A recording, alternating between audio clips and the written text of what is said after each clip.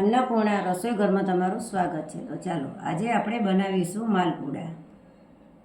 આપણે ગોળ લીધો છે, ગોળ આપણે પોણો કપ લીધો છે।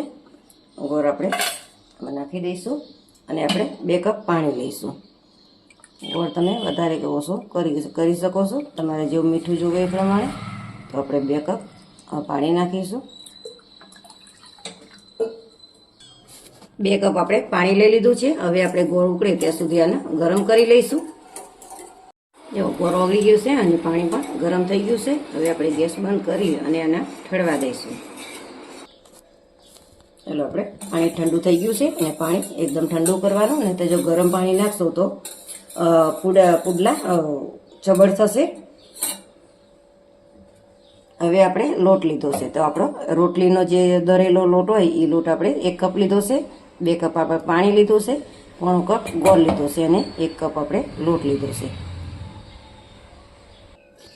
હવે આપણે અડધી ચમચી ઇલાયચી પાવડર લીધો છે અને 1 ચમચી આપણે વરિયાળી લીધી છે। વરિયાળી આપણે અધકચરી ખાંડી લીધી છે।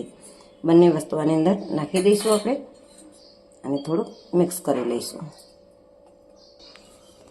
હવે આપણે આની અંદર જે ગળ્યું પાણી બનાવ્યું છે થોડુંક થોડુંક નાખતા જઈશું અને મિક્સ કરતા જઈશું। હવે જો આ રીતે થોડુંક થોડુંક પાણી નાખતું જવાનું અને બાંધતું જવાનું ખીરું, નહીં તો જો તમે એકહારે પાણી નાખી દેશો તો ગાંઠા થઈ જશે। આમાં ગાંઠા કે લમ્સ કોઈ વસ્તુ ના રહેવી જોઈએ અંદર। આ રીતે આપણે પાણી નાખતા જઈશું અને બેટર તૈયાર કરી લઈશું।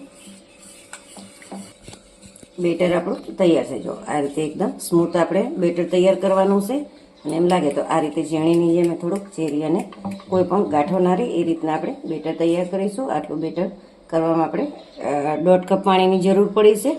પાણીમાં તો કેવું કહું, તમારે જૂના હોય તો વધારે પાણી જોઈએ અને નવા હોય તો પાણી ઓછું જોઈએ, એટલે પાણીમાં થોડુંક વધઘટ થશે।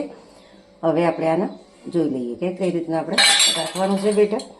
તો જો આ રીતે એક તારમાં પડે એ રીતના આપણે બેટર રાખવાનું છે અને આ રીતે જોઈએ તો આ રીતે આપણે ચમચાનું કોટિંગ કરી લે એટલું આપણે પાતળું રાખવાનું છે। હવે આપણે ઢાંકી અને અડધી કલાક જેવું રેસ્ટ આપીશું। અડધીથી પોણી કલાક જેવું થઈ ગયું છે અને આપણે જોઈ લઈએ। જો સરસ એવું બેટર આપણું તૈયાર થઈ ગયું છે। હવે આપણે પુડલા ઉતારીશું। હવે આપણે તવો ગરમ કરવા મૂકી દીધો છે। થોડુંક આપણે આની અંદર તેલ નાખીશું અને પાણીવાળું આપણે કપડું ફેરવીશું, એટલે આ રીતે કરવાથી આપણે કોઈ પણ વસ્તુ પુડલા કે માલપુડા કે કોઈ વસ્તુ કરીએ તો ચોટે નહીં અને તરત જ ઉકળી આવે। હવે આપણે ઉતારીશું। તો આપણે આ રીતે તમે નાના મોટા જે રીતે કરવા હોય તે કરવાના। આ રીતે નાખશો એટલે એને મેળવીને જ ફેલાઈ જશે। તો આમાં 3 આવે કે 2 આવે એ રીતે આપણે કાઢીશું। આ રીતે કરશો એટલે આ રીતે બેટર સરખું હશે ને તો તમારે ઉપરથી ચમચો ફેરવવો નહીં પડે અને એની જાતે સરસ એવા બની જશે। આ રીતે આપણે આમાં 3 હમાણા છે, 3 પાડ્યા છે અને એકદમ ઓછા તેલમાં આપણે બનાવવાના છે। અને તમારે તરીને બનાવવા હોય તો પણ બનાવી શકો। આ રીતે સાઈડમાંથી આપણે તેલ નાખીશું થોડુંક થોડુંક। તરીને બનાવીએ તો એમાં એકદમ તેલ જેવું લાગે છે અને આ રીતે બનાવીએ તો ઓછા તેલમાં સરસ એવા લાગે છે। આ રીતે કરીશું એટલે તેલ એકબીજાને નીચે સરસ એવું થઈ જશે। જો આ રીતે ડ્રાય થાય એટલે આપણે આને ફેરવી લેવાનું।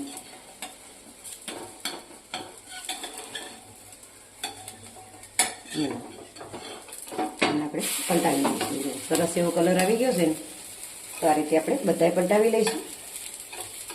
આપણે થોડુંક થોડુંક તેલ લગાવીશું। આમાં વધારે આપણે તેલનો ઉપયોગ નથી કરવાનો, કારણ કે અત્યારે ગરમી બહુ પડે છે એટલે તેલ વધારે ન ગમે। આપણે આ અત્યારે પરસોત્તમ મહિનો ચાલે છે એટલે આ પુરુષોત્તમ ભગવાનનો પ્રસાદ બનાવવાનો છે। આ રીતે આપણે બંને બાજુ શેકી લઈશું। જો કેવા સરસ એવા મીડિયમ, બહુ જાડા નહીં અને પતલા નહીં, એવા મીડિયમ એવા સરસ એવા આપણા પુડલા બન્યા છે। આ રીતે બંને બાજુ ફેરવતા જઈશું અને સરસ એવા આપણે બનાવી લઈશું। પુડલા તૈયાર છે। માલપુડા કહો કે ઘઉંના લોટના મીઠા પુડલા કહો, અને કોઈ માલપુવા પણ કહેતા હોય છે। હવે આપણે ઉતારી લઈશું। અંદર અંદર જારી પણ બહુ સરસ બની છે। તો આ રીતે આપણે બધા માલપુડા બનાવી લઈશું। જો અંદરથી વધારે જારી કરવી હોય તો આ રીતે થોડો ઊંચેથી નાખવાનો અને પતલો બનાવવો તો થોડુંક અમથું આ રીતે ફેલાવવાનું, એટલે પતલો અને સરસ જારીદાર બનશે। આ રીતે આપણે ફેલાવી દેવાનું એટલે આ પતલો બનશે. આમાં 2 બનશે, આ મોટો બને એટલે આની અંદર 2 બનશે.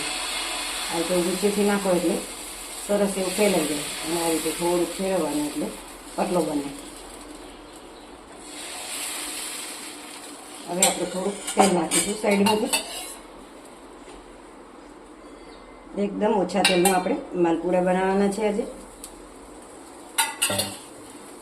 હવે થોડીક વાર ડ્રાય થાય ત્યાં સુધી આપણે આમાં રહેવા દઈશું, પલટાવી દઈશું અને બંનેને સરસ ચડવી દઈશું. જો જારી કેવી સરસ બની ગઈ છે અને જોઈ શકો છો. માલપુડા તૈયાર છે. તો તમને આ રેસીપી વિડીયો ગમ્યો હોય તો લાઈક કરો, શેર કરો અને સબસ્ક્રાઈબ કરવાનું ભૂલતા નહીં.